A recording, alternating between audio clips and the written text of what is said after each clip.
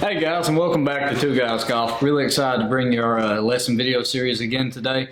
Be our second installment in it. Paul's going to teach us some ins and outs of Trackmans and common misses. But before we dive into that, we want to talk about our 790 giveaway. That video for that to announce the official winner for who wins those irons will be dropping tomorrow. So there's still time to enter that contest, guys. So please find that video on our page, comment 790 on that video, and you'll officially be entered to win the contest. Also, guys, while you're there, if you can click like and subscribe for us, we'd really appreciate it.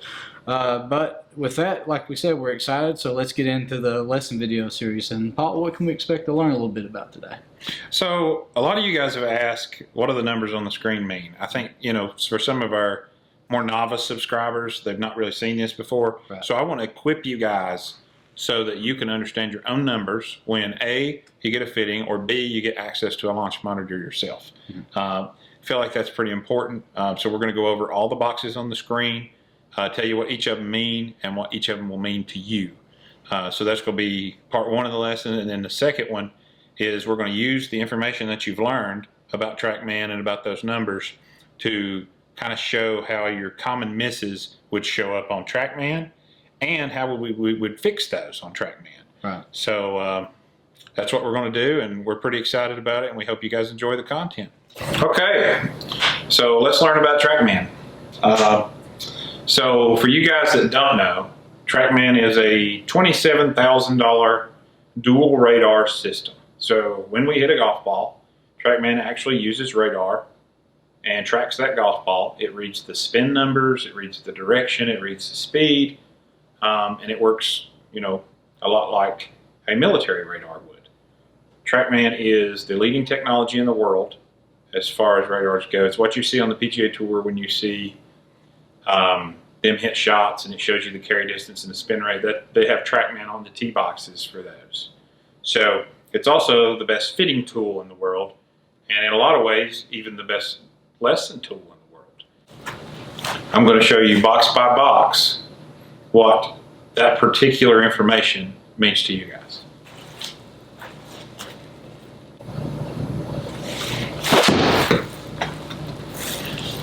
So it wasn't a very good shot. This is an 8-iron, but as you see here, the club speed's 86 miles an hour. For reference, tour average with a 6-iron is 92 miles an hour. That would be pretty close to tour average with an 8-iron. First swing of the day, so it's definitely not my best, but it'll do for this purpose. So ball speed, 119.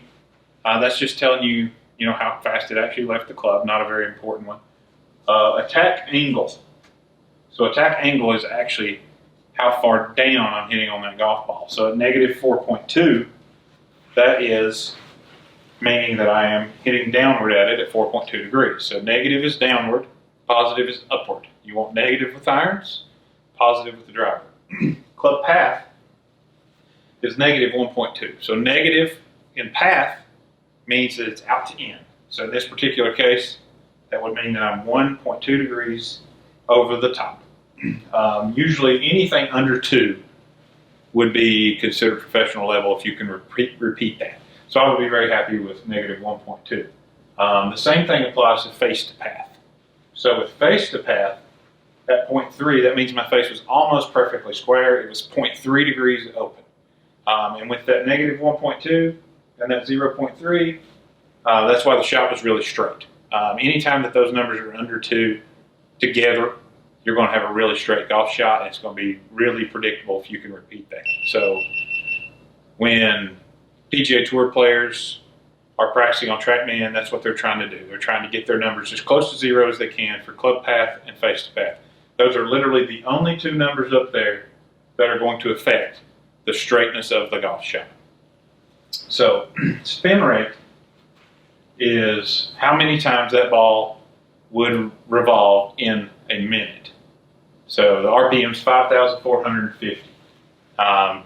For tour fittings, those guys you want to be, whatever the number on the club is, that's how many thousands you want that to spin. So if I have an 8-iron, I would want that to spin around 8,000. This is a player's distance iron. I've actually got Jack's 790 here, so it's going to spin a little less. It's what it's designed to do, to go a little further. That's why the carry on a not the best swing I've ever made is still 172 with an 8. But on tour, they're looking for a little more control. I would be looking for a little more control as well, because backspin will hold that ball on its line a little longer too. The lower the spin, the more it's going to roll and it hits the green. It's harder to stop the shot, and it will make life a bit more difficult. Carry distance is obviously self-explanatory, so that's how far the ball is going to fly in the air.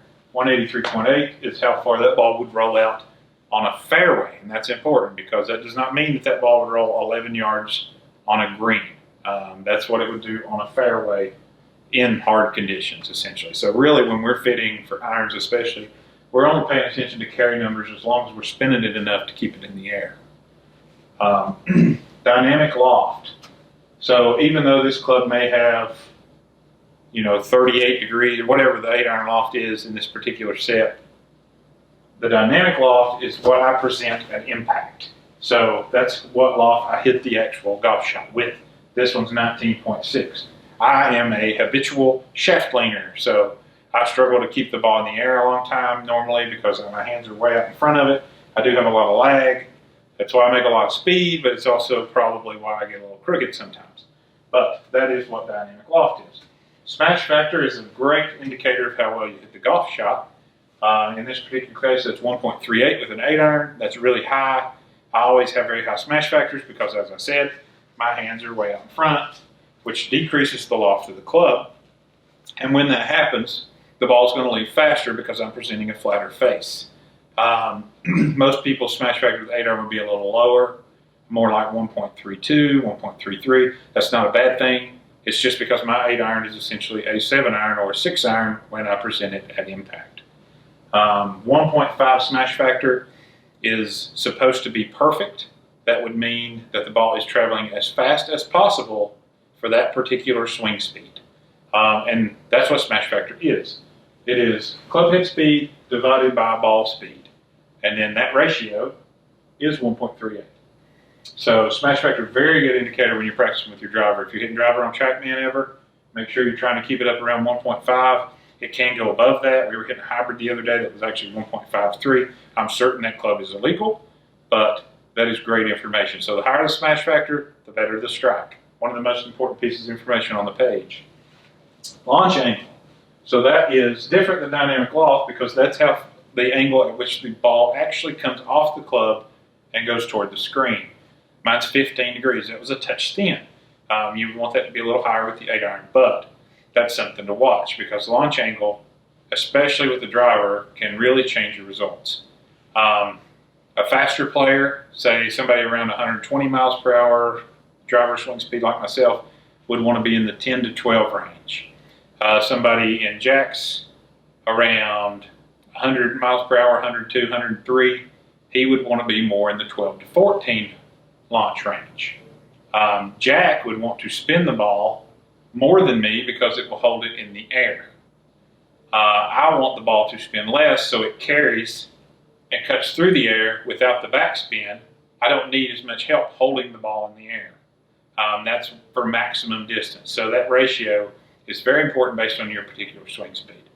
I'm looking for about 10 or 11 degrees of launch and 2200 spin. Jack's looking for about 14 degrees of launch and about 2600 RPMs of spin. So very important to look at your own particular swing speed when we're talking about this. And I will throw up a chart on the screen that shows the optimal spin rates for the optimal swing speeds. So next we're going to look at height. That's obviously just how high the shot went. I like to hit every shot around 100 feet in the air. That one, like I said, was a little thin. First swing of the day wasn't very good. But the PGA Tour, most of those guys, every club in their bag goes about the same height. One of my favorite sayings in golf, and you guys should live by this, the best players in the world hit their short irons low and their long irons high. So in the end, it works out to about the same apex of somewhere between 95 and 105 feet. And then swing direction is actually the direction that you're swinging. It's a little different than path and face. just because it does matter a little bit more where you're lined up and actually where the club travels after impact. But pretty unimportant in the big scheme of things. But if I have to pick a few that are super important when you go into your fitting, make sure your smash factor is high. Make sure your spin rate is appropriate for your swing speed. And make sure that your club path and your face to path are as close to zero as possible when you're practicing and when you're getting fit. And all these numbers can change based on the clubs you're hitting, because it does have to be a good fit to hit good golf shots.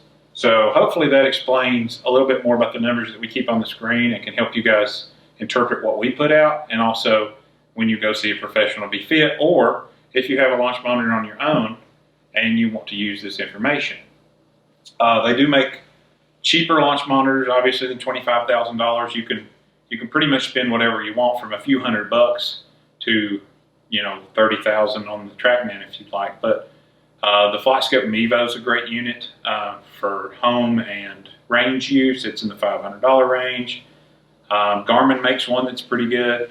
But all of them provide information, and information in golf is valuable. So anything you can do to help your practice routine become more efficient is going to be great. So I would recommend anybody that has the means and the passion for golf to pick up something or to get access to a launch monitor from time to time to really maintenance your swing, because you know your buddy on the golf course can't stand behind you and tell you your swing path and your face angle. But with that, I think that sums it up pretty well, and hopefully you guys understand what I'm saying, and I'd love for you to leave some questions in the comments, and we'll obviously get back to you guys as soon as possible. But I appreciate you watching. I wanted to walk through some of the most common issues in the golf swings, some of the common misses that you guys have, and maybe you don't understand what causes it. I know I didn't for a long time, but I'm going to try to explain what we would typically see when that shot occurs and how you would correct it. So the first one I'm going to try to hit a block with this 8-iron. Maybe I do it right, maybe I don't, but what I'm going to try to do is make my path very far in to out with a pretty square club face, and that should push the ball but hold it pretty straight out to the right, and it's going to miss the target by a pretty wide margin because I'm coming too far in to out. You should see the club path look in a 5 or 6, maybe 7 or 8, maybe even higher, positive. So it's going to be 5, 6, 7, 8, something in that range, if I do it right.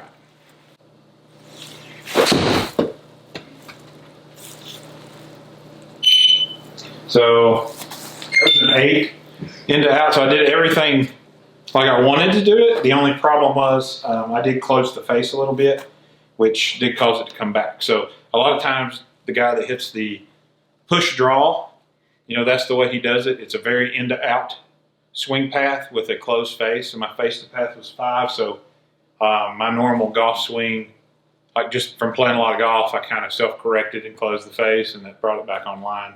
It's not a shot you would want to rely on.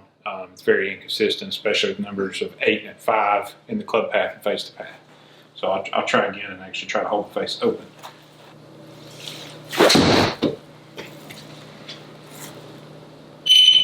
So that's your prototypical block. Face was square, -0.8.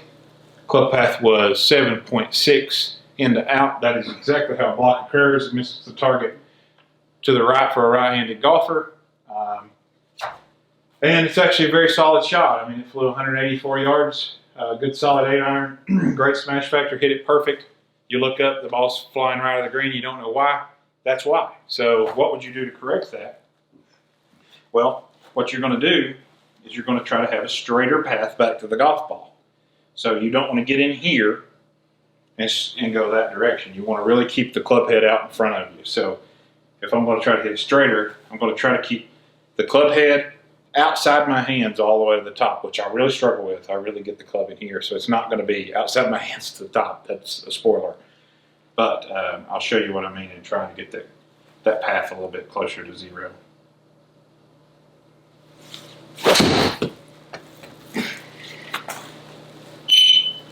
So as you can see, that one matched up. -1.4 and 1.4, that's going to be a really straight shot.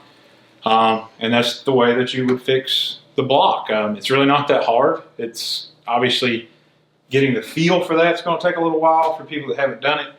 But that's how easy it is when you have Trackman. I went from 8 in to out to 1.4 in one swing, and that's how you would diagnose it. It's easy to see when you understand how to read the numbers. So let's go to another one that's pretty common. Let's go to the pull hook. So I'm going to hit you a pull hook. I'm going to explain why it's a pull hook.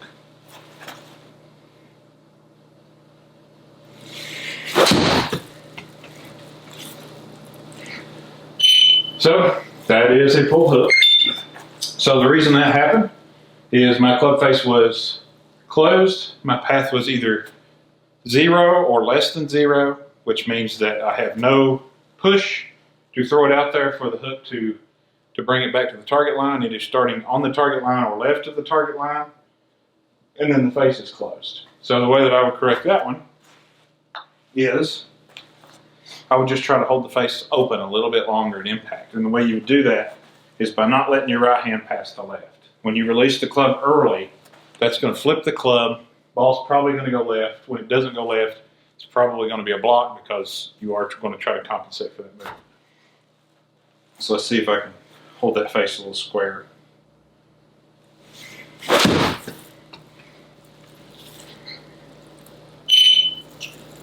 So I hit it awful, but it illustrates my point. I'm not trying to put on a ball striking show. I'm just trying to show ball flight laws.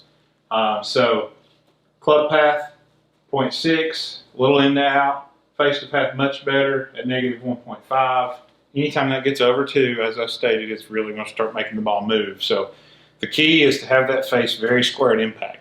If you can have a square face at impact, you can play golf. The club path is a little easier to fix because you can feel that a lot easier. But people with strong hands are really going to struggle until they kind of have a better feel of where that club head is during the golf swing. This is one case, in my opinion, it's actually a benefit to have weak hands in golf because it's harder to manipulate the club face. But somebody that is pretty strong can get right here and actually flip it or open it up, and it can cause them a lot of issues. So your best bet is to just try to pull this back of your left hand through impact very firm. If you can do that, you're going to actually have a good strong impact position, and it'll hold that face pretty square. So let's go with another pretty common problem. So let's go with the flip, the early extension. And I'm going to try to hit this one up in the air. It may go left, it may not, but I want to try to show you.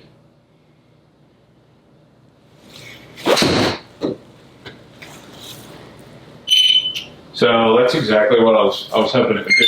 So when you flip at it and lean back, what happens is the ball's going to go really high. I actually hit it great, but the ball's going to go really high, and you're not going to have very much control over whether it goes right, left, or straight. And that's because the club is changing lofts and it's changing paths during the flip. So you can't control the face during that. You can control the face this way with your body moving and the back of your left hand staying solid, but you're not going to be able to control that if you let this happen. Anytime this happens in a golf swing, that's a death move. We don't want that. So that's what I did there, and that's why you'll see my height went to 124. You'll see that my path and face were both to the right, which is going to be a block with a little fade on it, but it also went down about 10 or 12 yards in carry from a good strike. Your ball flight's going to be all over the place.